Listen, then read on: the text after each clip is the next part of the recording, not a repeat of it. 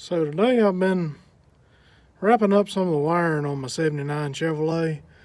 I installed a painless wiring harness kit and it made the biggest difference I've ever, it's the best upgrade I've ever put on a square body Chevrolet.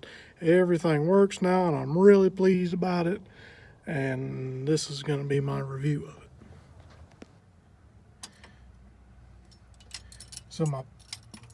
So the first thing after I got it all back together, I noticed I got all my gauges are working. Turn signal works. Radio works. The four-wheel drive indicator goes on and off like it should. You can't see it very well, but I have dash lights. They work. Both my interior lights work. Really pleased with that. I have power to my new AC compressor, so in the summertime I'm going to fix my air conditioning. I still got a lot I got to put back together on this truck, but I'm really pleased with the way everything's falling together. So another thing, my original factory tachometer works really well.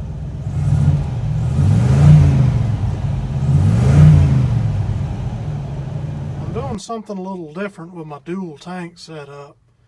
I'm gonna run two tanks, but I'm gonna have a transfer pump between them and just run off one tank. And I have this switch, the original fuel tank switch, wired up to cut the transfer pump on. I was really pleased I was able to use the original switch and not have to drill any holes in my dash. I tried to keep my headlight wiring as neat as possible. It's a little difficult when you're doing your first, full wiring job. It was a lot of work.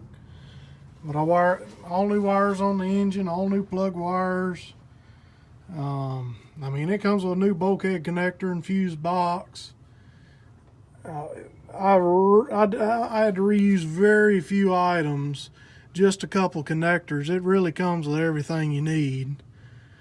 While the truck was down, I went ahead and resealed the steering box and replaced the air conditioning compressor. So in springtime we're going to get the air conditioning working on this truck. It'll be better than a brand new one at half the price. Here's the air conditioning and the heat and all that. I think I have a bad blower motor resistor. I don't have all my speeds on my blower motor, but everything else works good like it should, and I haven't had any problems out of this whole setup.